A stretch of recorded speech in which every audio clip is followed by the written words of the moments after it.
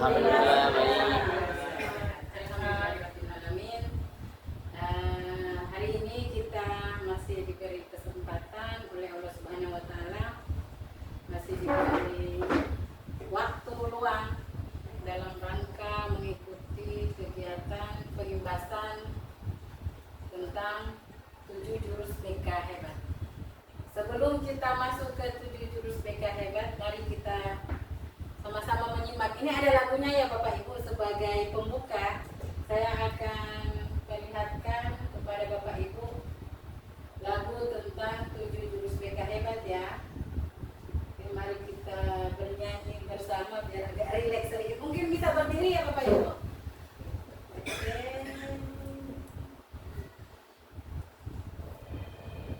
Ya, mari kita berdiri sama-sama.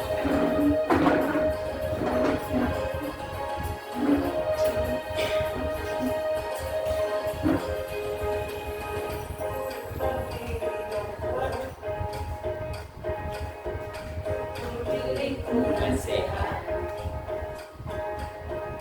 sama guru yang hebat, cinta dan persahabatan, kelola emosi, tumbuhkan resiliensi, jaga konsistensi, jalur koneksi, bangun kolaborasi, situasi.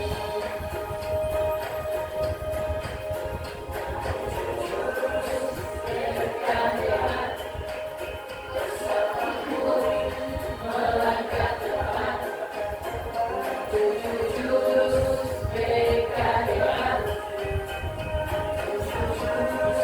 akan ku ingat. Oke, terima kasih Bapak Ibu. Bapak Ibu guru tadi sudah menyimak, kita sama-sama sudah mendengarkan lagu tentang 7 jurus BK hebat ya. Jadi di dalamnya itu sudah ini ada kenali potensi, kelola emosi dan sampai 7 ya. Sehingga di sini saya memperkenalkan lebih jelas lagi bagaimana itu 7 jurus BK hebat. Jadi Bapak Ibu guru, kenapa disebut jurus, 7 jurus? Ini diibaratkan kita seperti di dalam satu buah padepokan, di sebuah padepokan. Saya perkenalkan ya 7 jurus apa saja yang ada di dalam pembekalan di dalam ini apa materi bimbingan konseling ya Bapak Ibu. Yang pertama, pendekatan holistik dan proaktif. Jadi di sini pendekatannya harus secara menyeluruh dan bersifat proaktif. Menjadi guru BK atau guru mata pelajaran atau guru pendamping menuntut kombinasi antara pendekatan strategi dan empati yang mendalam, sehingga 7 jurus BK hebat ini dirancang untuk mendampingi siswa mempersiapkan mereka menghadapi tantangan masa depan. Jadi kerangkanya itu yang pertama ada kerangka kerjanya, kemudian selanjutnya berbasis empati, kemudian dampaknya berdampak holistik, ya secara menyeluruh. Oke, kemudian fokus yang pertama memahami diri siswa itu yang pertama jurus BK-nya adalah kenali potensi.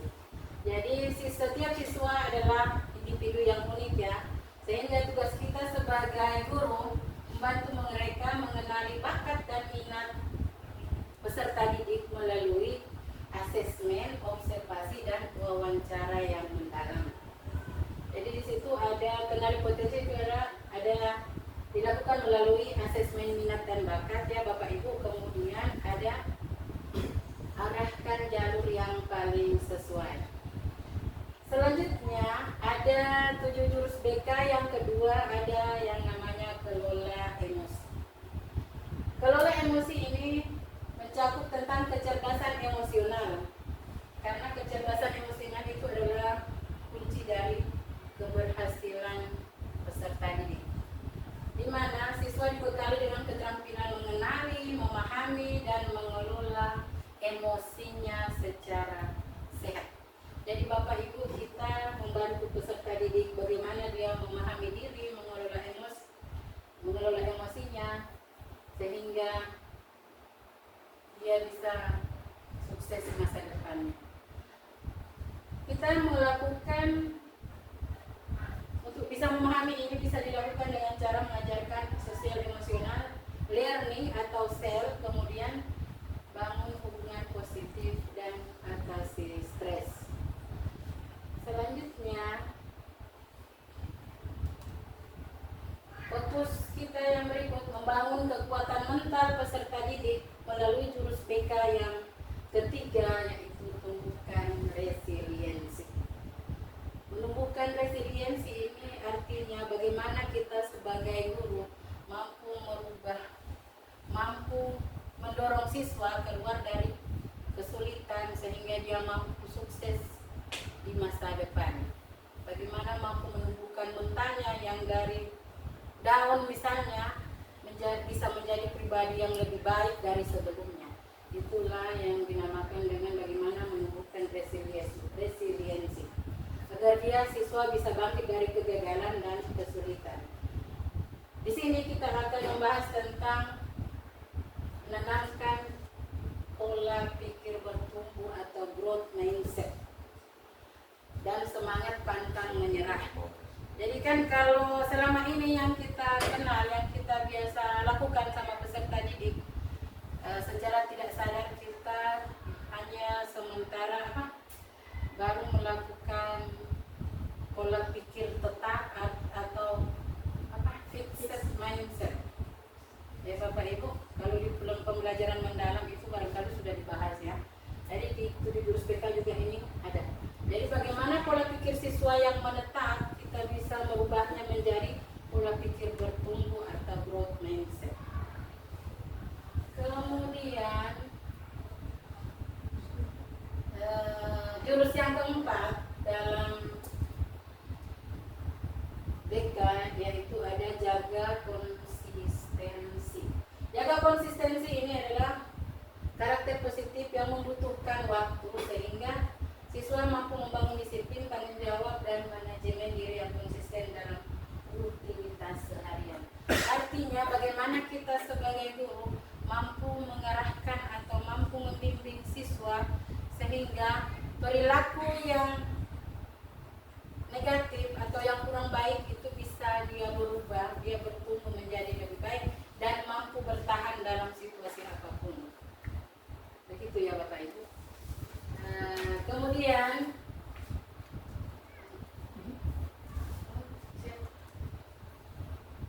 selanjutnya jurus kelima dalam bimbingan konseling itu adalah jalin koneksi yang tulus, yaitu hubungan yang kuat menjadi fondasi utama dalam proses konseling dengan peserta didik. Di sana di jalin koneksi itu ada yang namanya komunikasi empatik. Jadi komunikasi empatik itu kita menunjukkan pemahaman yang tulus terhadap perasaan dan situasi peserta didik. Bagaimana kita guru mampu ikut merasakan apa yang dirasakannya peserta didik. Misalnya kalau dia dalam keadaan sedih, kita sebagai konselor atau sebagai guru pembimbing mampu merasakan apa yang siswa itu rasakan. Kita mampu menyelami perasaannya seperti itu ya. Itu komunikasi empati. Kemudian menjadi pendengar yang aktif. Berikan perhatian penuh tanpa interupsi atau penghakiman. Ketika siswa datang dengan keluh kesahnya, kita harus mampu menjadi pendengar yang proaktif. Artinya kalau siswa berbicara, kita juga harus melalui bahasa tubuh kita, melalui penerimaan kita, lewat kata-kata. Jadi harus total lah Bapak Ibu ya. Sehingga kita bisa jadi pendengar yang aktif tanpa interupsi ya. Kalau misalnya ada peserta didik yang bercerita begitu, ibu saya begini atau bapak saya seperti ini, biarkan dia bercerita, jangan dipotong ya Bapak Ibu. Itu akan mengganggu konsentrasi. Dia bisa tidak mampu lagi menyampaikan apa yang dia rasakan. Jadi tidak ada interupsi atau tidak ada pemotongan dalam siswa sementara memberikan mengadukan keluh kesahnya, masalahnya. Kemudian membangun rasa percaya. Ciptakan ruang aman di mana siswa merasa nyaman untuk berbagi masalah. Jadi ini kadang-kadang yang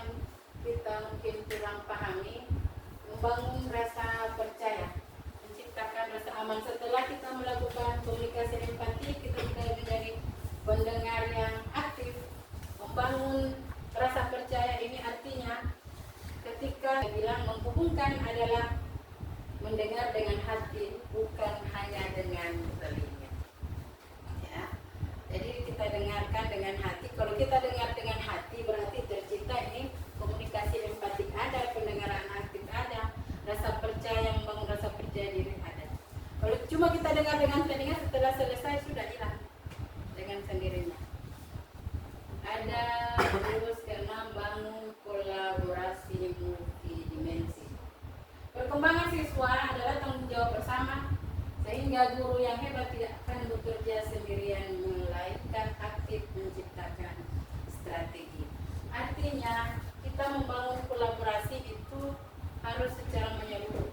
Tidak bisa kita menyelesaikan persoalan kalau tidak ada kolaborasi. Misalnya kalaupun kemudian kolaborasi itu dibutuhkan ya, ini situasional ya Bapak Ibu.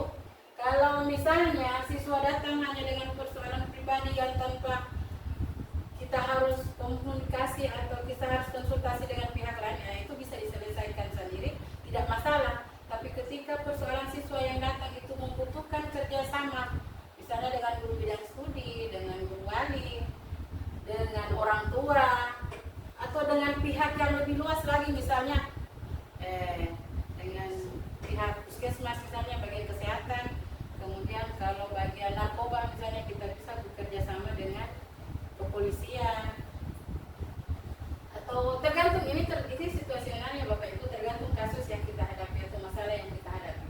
Sehingga kolaborasi itu yang terakhir, jurus BK yang terakhir adalah tata situasi belajar yang kondusif, menata situasi ya. Lingkungan belajar memiliki dampak yang besar pada kondisi psikologis peserta didik. Sehingga menciptakan dan menata situasi yang nyaman dan menyenangkan adalah jurus penutup yang krusial. Sudah ada gambaran yang tadi, tapi ini lebih spesifik lagi ya, sehingga kalau situasi belajar yang kondusif, jelas siswa merasa diterima dan dihargai, kemudian mendorong keberanian untuk berekspresi. Selanjutnya, proses belajarnya menjadi lebih efektif dan maksimalkan perkembangan potensi. Jadi Bapak Ibu, itulah tadi. Terus yang mana paling dominan dalam melaksanakan tugas? Yang paling dominan? Yang paling utama misalnya itu ya. Oke. Jadi begini ya Bapak Ibu, 7 jurus BK hebat itu semua penting. Karena ini semua arahnya bermuaranya ke peserta didik. Kalau mau lihat yang dominan Pak, saya rasa ini semua dominan. Kenali potensi, bagaimana kita sebagai guru memberikan ini, mengenali, membantu siswa mengenali bakat dominan. Kemudian kelola emosi juga seperti itu, bagaimana siswa mampu mengenali emosinya, bagaimana dia mampu mengelola, dan seterusnya kan Pak Suparman. Boleh dibuka maskernya sedikit ya. Oke, terima kasih Pak. Assalamualaikum. Ya, waalaikumsalam warahmatullahi wabarakatuh. Tadi ada apa ya? Yang istilah resiliensi. Iya, oh iya ya. Kayak nanti Iya. ya. Jadi di situ maksudnya kalau saya menangkap ada upaya kita untuk membangun kembali kesadaran siswa sehingga mungkin dari situ ya, ada pola pikir yang berkelanjutan. Dirubah pola pikir yang berbeda ya. Kalau kita ambil dari jurus ketiga ini, kira-kira kasus apa ya Iya, yang oke. paling tepat untuk kita pakai jurus ini? Oke. Kemudian yang kedua, Hmm. langkah-langkah apa yang misalnya kalau saya sini kan tidak melihat apa yang harus kita lakukan untuk siswa itu bisa bangkit, apa yang harus kita lakukan agar pola berpikir tumbuh itu dari siswa Bisa ada. berubah. Nah, jadi pertanyaan saya sebenarnya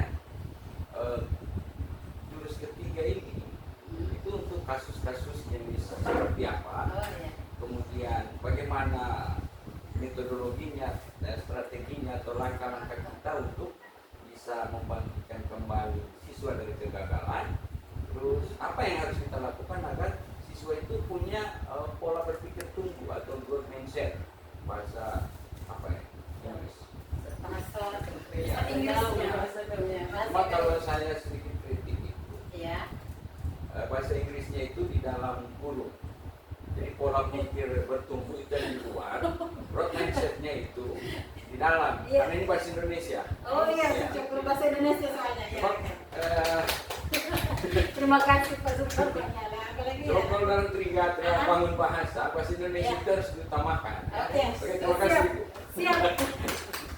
Terima kasih atas saran dan pertanyaannya ya Pak Suparman.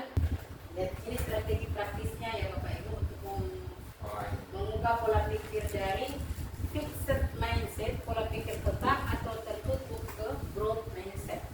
Yang pertama, puji proses bukan bakatnya. Aplikasi kerja keras, strategi keteguhan dan peningkatan alih-alih memuji kecerdasan alami. Misalnya, ketika dia mendapatkan nilai dari pelajaran bahasa Indonesia dengan nilai sempurna, jangan kita memberi pujian mantap. Itu tidak menumbuhkan dia punya pola pikirnya, tidak bertumbuh, dia seperti stuck di tempat. Ketika dia gagal, dia akan merasa kecewa. Tetapi kalau kita mendapati nilai peserta didik, misalnya nilainya bagus semua, misalnya ya 10 misalnya bahasa Indonesia, sampaikan bahwa nilaimu bagus, nanti ke depan bisa diperbaiki kembali biar jauh lebih baik dari hari ini. Artinya ada kata motivasi di dalamnya ya Bapak Ibu. Ada penyemangat di dalamnya, tidak hanya sebatas kamu keren, tidak hanya sebatas itu. Berikan dia motivasi atau beri dia dorongan untuk bisa dia lebih berkembang. Sehingga ketika dia gagal, dia tidak terlalu merasa kecewa. Saya tetap berusaha. Saya tetap berusaha tapi hasilnya seperti ini. Jadi kira-kira kalau dalam masa sekarang kira-kira kalau puji tidak yang makan puji seperti itu. Dia akan menjadi beban ketika kalian dibilang bahwa kamu keren, kamu hebat, kamu. Jadi harus pola penyampaiannya yang dirubah sehingga membuka pola pikirnya bisa dia berkembang. Di dalamnya itu ada motivasi, ada dorongan, ada stimulus dari kita. Seperti itu. Ada saya lihat, saya dengar, saya tahu. Jadi kita ya seperti tepuk pramuka. Sebentar, saya semakin lama, semakin cepat treatmentnya ya Bapak Ibu. Jadi ini melatih konsentrasi, sejauh mana konsentrasinya kita. Oke, kita mulai ya. Mari Ibu Ira. Ikuti. Oke, 1, 2, 3. saya tahu, saya dengar, saya lihat. Saya lihat, saya dengar, saya tahu. Terima kasih ya. Hari ini saya sudahi penyampaian tentang sosialisasi pembahasan materi untuk intake 7 jurus PK Hebat. Insya Allah kita ketemu ya. Nanti kita ketemu lagi di kegiatan fasilitator daerah nanti. Entah saya tidak tahu juga kapan. Itu akan dilaksanakan secara menyeluruh ke semua sekolah yang ada di Kabupaten Banggai. Jadi terima kasih ya Bapak Ibu atas waktu dan partisipasinya. Mudah-mudahan kita sebagai guru bisa senantiasa diberikan kesehatan, kekuatan, dan kesempatan untuk tidak berhenti dan tidak pernah mengenal lelah dalam mendidik siswa, karena mereka adalah harapan masa depan kita. Regenerasi bangsa jadi untuk bisa kita ciptakan menjadi anak-anak yang hebat. Terima kasih. Saya akhiri, billahi taufiq wal hidayah. Wassalamualaikum warahmatullahi wabarakatuh. Waalaikumsalam warahmatullahi